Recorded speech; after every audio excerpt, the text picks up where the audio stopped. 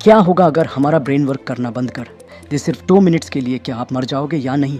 ये सवाल सुनकर आपके मन में कई तरह के ख्याल आ रहे होंगे। क्या हम मर जाएंगे? क्या कुछ देर के लिए होश खो देंगे? या फिर कुछ और होगा? सीधा जवाब है, यह स्थिति कई फैक्टर्स पर निर्भर करती है। आपके दिमाग का सबसे नीचे का हिस्सा मेडुला ओब्लोंगाटा होता है। ये उस जगह पर होता है जहां आपका दिमाग और रीढ़ की हड्डी जुड़ती है। इसलिए ये शरीर के बाकी हिस्सों से आने वाली और जाने वाली नर्व सिग्नल्स के लिए एक महत्वपूर्ण रास्ता है। ये आपके दिल की धड़कन, सांस लेने और ब्लड प्रेशर जैसी ज़रूरी प्रोसेस को कंट्रोल करने में भी मदद करता है। दिमाग हमारे शरीर का कंट्रोल सेंटर है। यह सांस लेने, दिल की धड़कन, सोचने, महसूस करने और गति करने जैसे हर काम को कंट्रोल करता है। अगर दिमाग काम करना बंद कर दे तो ये सभी कार्य भी रुक जाएंगे। लेकिन घबराइए नहीं, हर बार ऐसा नहीं होता। कुछ एक्सेप्शन भी हैं। कितनी देर के लिए बंद होता है दिमाग? 2 मिनट एक लंबा समय है, लेकिन यह हमेशा जानलेवा नहीं होता। 4-6 मिनट तक दिमाग बंद रहने से दिमाग की सेल्स को नुकसान पहुंचना शुरू हो जाता है। 10 मिनट से ज़्यादा समय तक दिमाग बंद रहने पर सेल्स मरना शुरू हो जाती हैं और मृत्यु हो सकती है। व्यक्ति की उम्र और स्वास्थ्य। नए जन्मे शिशु और छोटे बच्चों का दिमाग एडल्ट्स की तुलना में कम ऑक्सीजन की कमी सहन कर सकता है। इसी तरह स्वस्थ व्यक्ति की तुलना में बीमार व्यक्ति का दिमाग कम ऑक्सीजन की कमी सहन कर सकता है।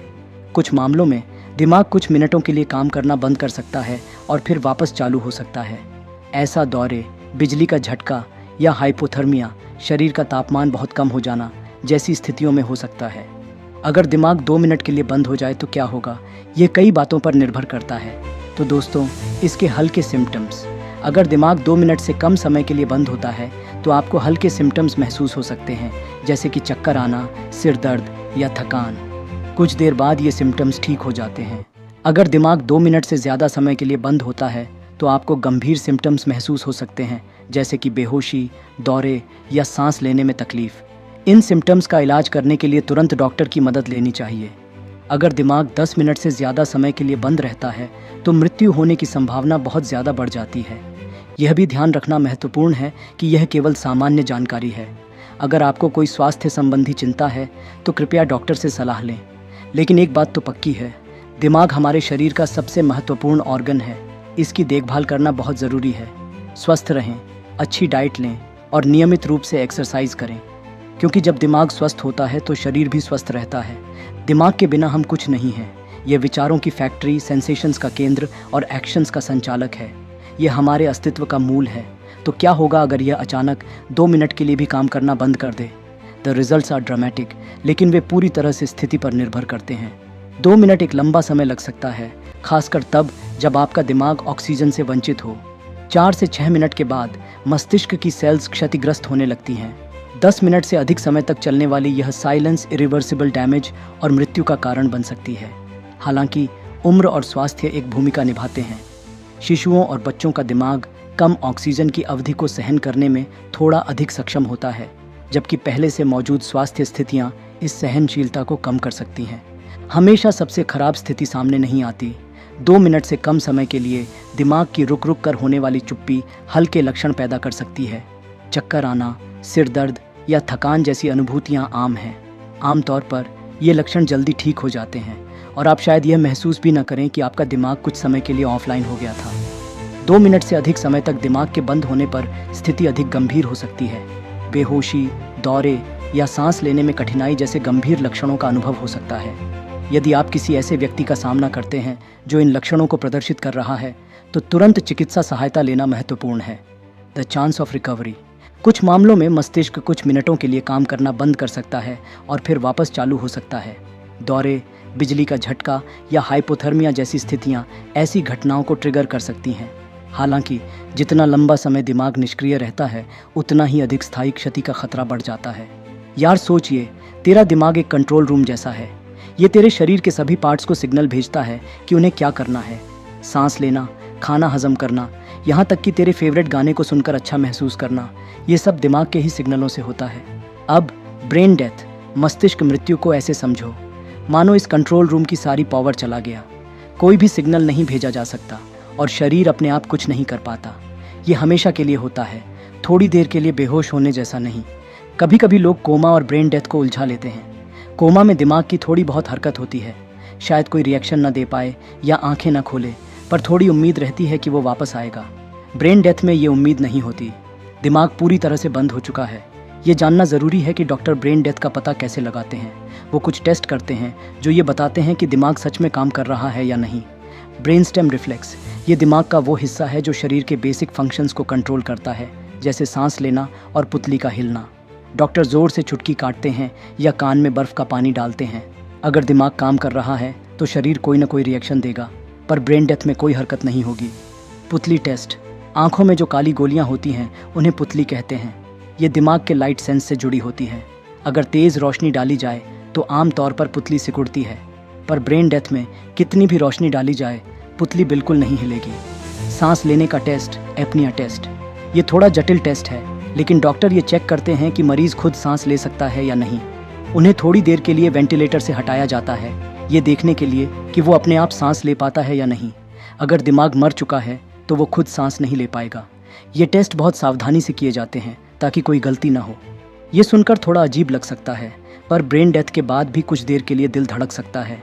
ऐसा इसलिए होता है क्योंकि उसे मशीनें सपोर्ट दे रही होती हैं। सीने का ऊपर नीचे होना भी इसी वजह से होता है। ये देखकर लग सकता है कि वो जिंदा है, पर दिमाग जो असली कंट्रोल करता है वो चला गया है। ये ठीक उसी तरह है जैसे कार का इंजन तो चल रहा हो पर ड्राइवर ना हो, कार कहीं नहीं जा सकती। ब्रेन डेथ सिर्फ डॉक्टरी की बात नहीं है, बल्कि कानून भी इसे मृत्यु मानता है। इसका मतलब है कि मरीज को जिंदा रखने वाली मशीनों को बंद किया जा सकता है। ये फैसला लेना बहुत मुश्किल होता है, पर यह ज़रूरी होता है ताकि डॉक्टर उन मरीजों को बचाने में ज़्यादा ध्यान लगा सकें जिन्हें बचाने की उम्मीद। कल्पना करो अपने दिमाग को एक बड़े से हेडक्वार्टर की तरह। यहीं से पूरे शरीर को आदेश मिलते हैं, लेकिन इस हेडक्वार्टर का भी एक कंट्रोल रूम होता है जो लगातार काम करता रहता है। यही कंट्रोल रूम है हमारा ब्रेन स्टेम। ब्रेन स्टेम ये मस्तिष्क का सबसे नीचे का हिस्सा होता है जो सीधे रीढ़ की हड्डी से जुड़ा होता है। ये रीढ़ की हड्डी एक लंबी तार की तरह पूरे शरीर में संदेश पहुंचाने का काम करती है और ब्रेन स्टेम इसी तार के जरिए पूरे शरीर को चलाता है। अब सोचो इस कंट्रोल रूम में क्या क्या होता है। कल्पना कीजिए कि आप एक व्यस्त कारखाने के प्रबंधक हैं।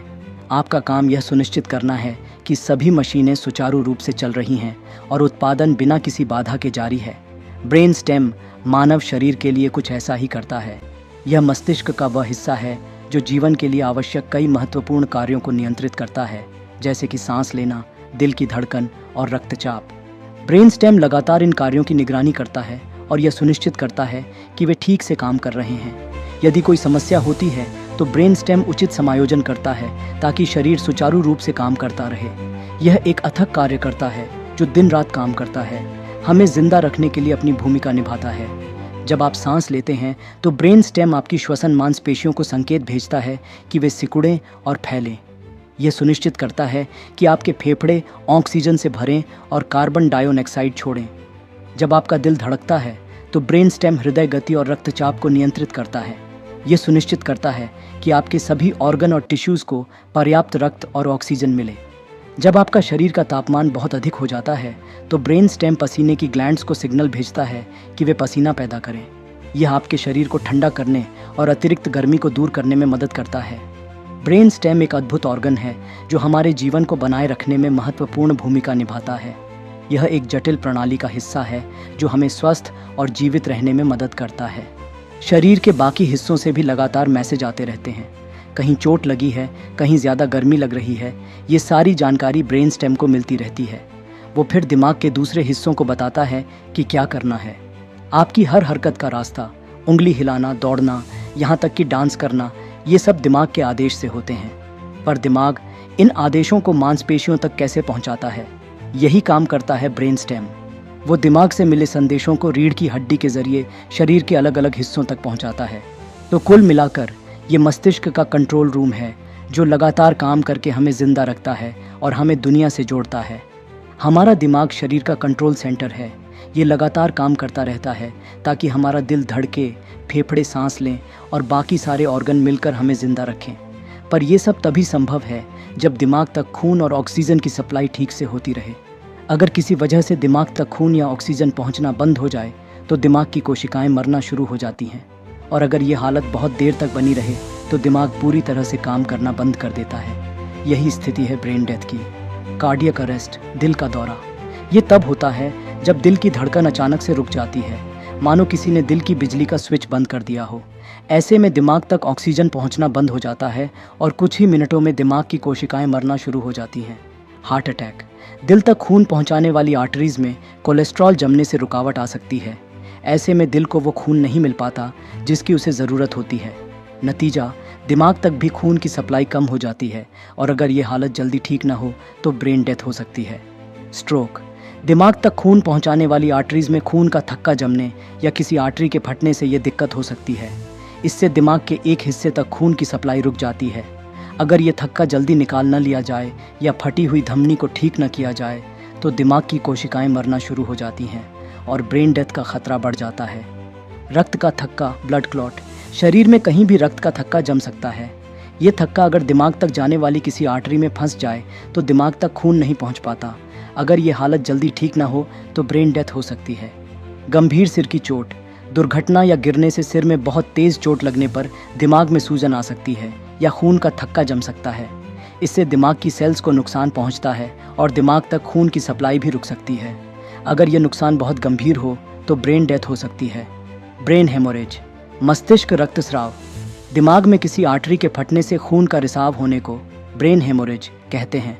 इससे दिमाग की सेल्स को सीधा नुकसान पहुंचता है और दिमाग की वर्किंग कैपेसिटी कम हो जाती है। अगर ये हालत गंभीर हो तो ब्रेन डेथ भी हो सकती है। दिमाग में होने वाले कुछ इन्फेक्शंस जैसे कि एंसेफेलाइटिस दिमाग की सेल्स को इतना ज़्यादा नुकसान पहुंचा सकते हैं कि ब्रेन डेथ हो जाए। Brain tumour. ये दिमाग में अनयूजुअल सेल्स का अनकंट्रोल्ड ग्रुप है। ये सेल्स बेकाबू होकर बढ़ती हैं और दिमाग के स्वस्थ टिश्यूज़ को नुकसान पहुंचा सकती हैं।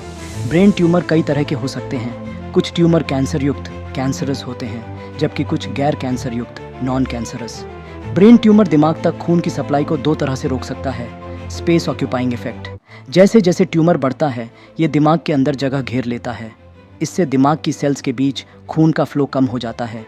ट्यूमर दिमाग की ब्लड वेसल्स को भी नुकसान पहुंचा सकता है। इससे दिमाग के उस हिस्से तक खून की सप्लाई इंटरप्टेड हो सकती है। अगर दिमाग तक खून की सप्लाई कम हो जाए तो दिमाग की सेल्स ऑक्सीजन और न्यूट्रिएंट्स एलिमेंट्स की कमी से मरना शुरू हो जाती है। अगर ये नुकसान बहुत ज़्यादा हो जाए और ब्रेन ट्यूमर का इलाज न किया जाए तो दिमाग पूरी तरह से काम करना बंद कर सकता है जिससे ब्रेन डेथ हो जाती है। ब्रेन ट्यूमर के सिम्टम्स कई तरह के हो सकते हैं और ये इस बात पर निर्भर करते हैं कि ट्यूमर दिमाग के किस हिस्से में स्थित है और वो कितना बड़ा है। लगातार सिर दर्द जो दवा लेने से भी ठीक ना हो। जी मिचलाना और उल्टी। दौरे, कमजोरी या सुन्नपन का एहसास खासकर शरीर के एक तरफ। बोलने या समझने में परेशानी। दृष्टि में बदलाव जैसे कि धुंधला दिखना या दोहरा दिखना, संतुलन या समन्वय में कठिनाई। दिमागी क्षमताओं में बदलाव जैसे कि याददाश्त कमज़ोर होना या सोचने समझने में परेशानी। अगर आपको इनमें से कोई भी लक्षण दिखाई दें तो तुरंत डॉक्टर से मिलना चाहिए। जल्द से जल्द इलाज शुरू करने से ब्रेन ट्यूमर के उपचार में फ़ायदा मिल सकता है। ब्रेन ट्यूमर के इलाज का तरीका ट्यूमर के प्रकार, आकार, स्थान और ग्रेड पर निर्भर करता है। सर्जरी। जहाँ तक संभव हो दिमाग के ट्यूमर को पूरी तरह से निकालने की कोशिश की जाती है। Radiation therapy. हाई एनर्जी किरणों का इस्तेमाल करके ट्यूमर सेल्स को खत्म किया जाता है। कीमोथेरेपी। दवाओं का इस्तेमाल करके ट्यूमर कोशिकाओं को बढ़ने से रोका जाता है। कुछ मामलों में उपचार का टारगेट ट्यूमर को पूरी तरह से खत्म करना नहीं होता बल्कि उसके आकार को कम करना और सिम्टम्स को कंट्रोल करना होता है। ब्रेन ट्यूमर ब्रेन डेथ का एक संभावित कारण है।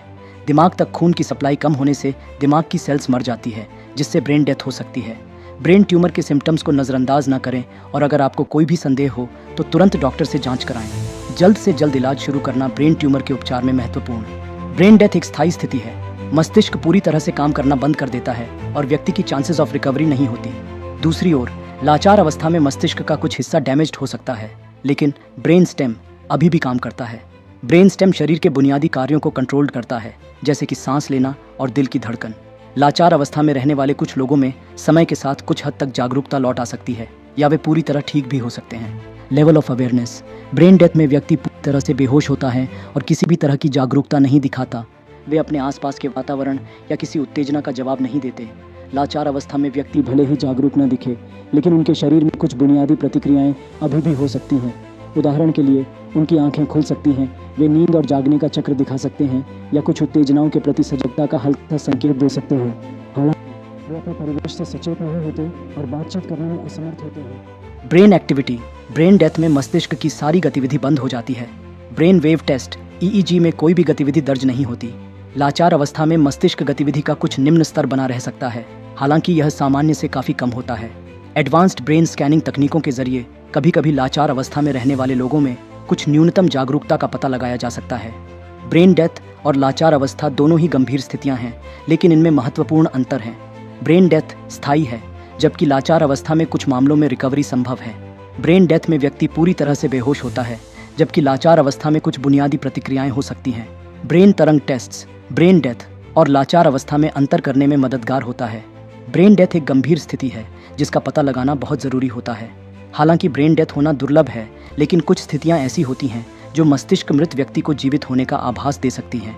उदाहरण के लिए, कुछ दवाओं की अधिक मात्रा, खासकर बार्बिटूरेट्स, या शरीर का अत्यधिक ठंडा हो जाना, हाइपोथर्मिया जैसी स्थितियां दिमाग को निष्क्रिय कर सकती हैं, जिससे व्यक्ति मृत जैसा लग सकता है।